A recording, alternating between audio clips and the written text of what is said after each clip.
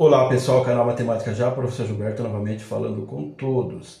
Estamos na playlist de Física Aplicada para o Ensino Médio. Esse material é muito importante também a você que estuda para concursos e vestibulares. Seguindo com a ótica geométrica, nós estamos tratando das lentes esféricas, sejam convergentes ou divergentes. Chegamos agora no ponto que vai tratar da vergência.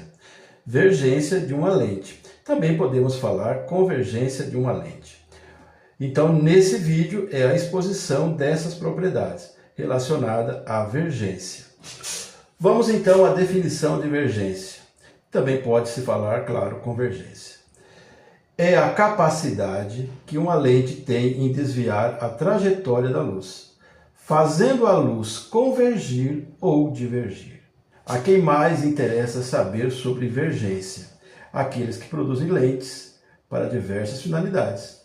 E também os profissionais que prescrevem óculos e lentes de contato. Eles precisam conhecer a vergência. Como é que a gente calcula a vergência? Fica essa fórmula aqui, ó. V é igual a 1 sobre F. E o F é a distância focal.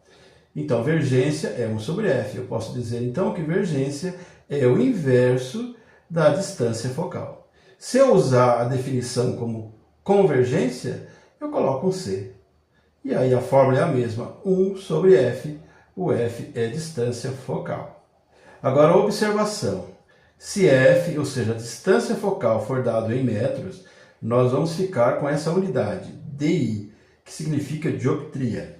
Observe aqui, ó, eu tenho um V, significa vergência, é igual a 1 sobre M. Tem um valor aqui em metros. Daqui a pouco eu vou dar um exemplo. Observando só a unidade. Então, esse M está no denominador.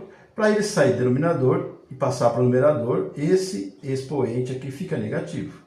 Então, eu fico com V igual a 1 vezes M elevado a menos 1. O M elevado a menos 1 é simplesmente Di. Di vezes 1, Di.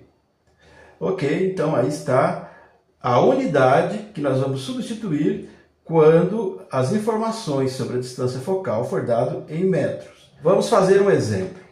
Imagine que eu tenho uma lente convergente.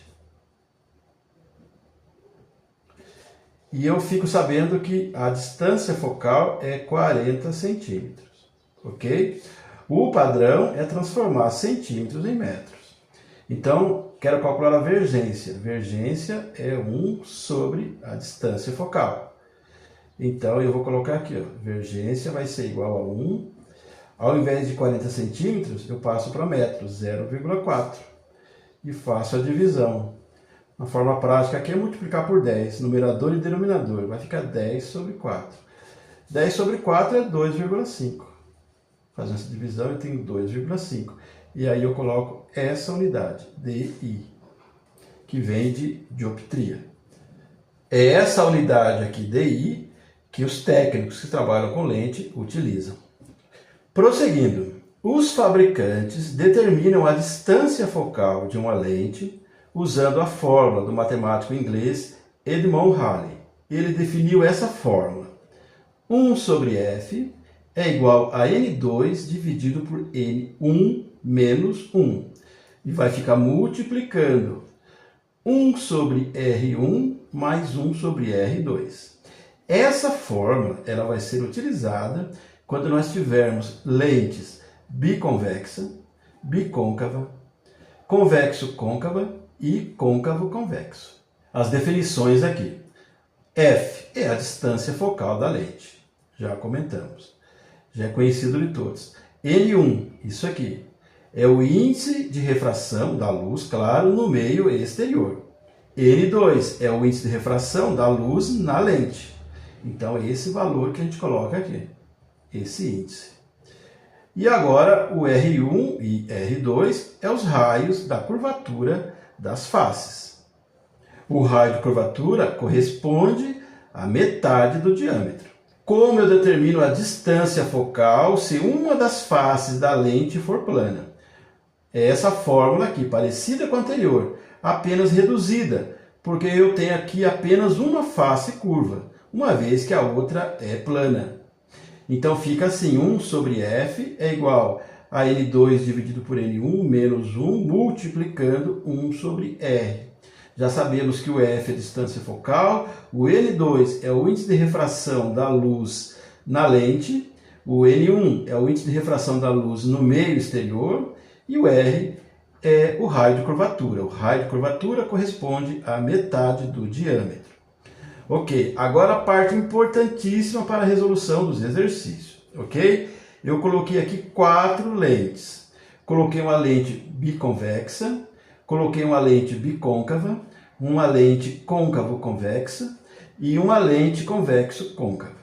Então você observa aqui o eixo principal, em todos eles, o eixo principal. Agora vamos às informações com relação ao raio, importantíssimo.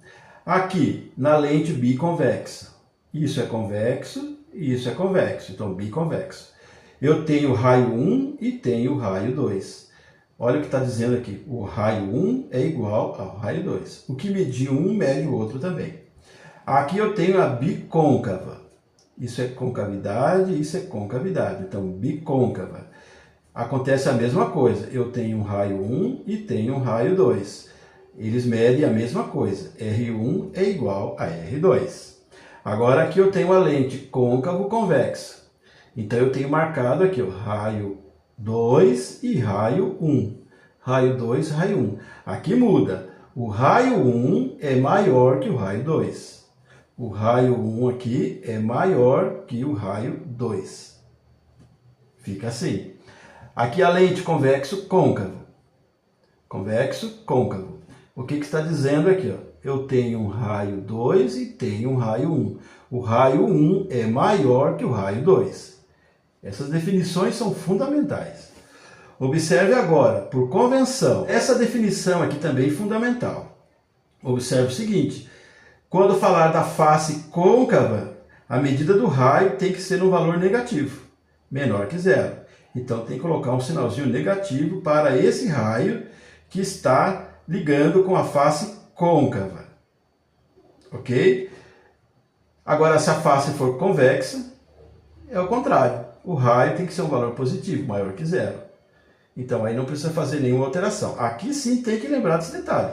Colocar um negativo. Quando for o raio da face côncava. Pessoal, esse vídeo foi para apresentar fórmulas e definições com relação ao assunto vergência de uma lente. Estamos falando de lentes esféricas. No próximo vídeo, nós vamos aproveitar essas informações e começar a resolver vários exercícios. É importante que você veja em sequência. Gostou dessa apresentação? Dê like, compartilhe, faça a inscrição no canal, acione o sininho para receber todas as postagens. É fundamental que você fortaleça o nosso trabalho. Assim você mostra para a plataforma a relevância desse conteúdo.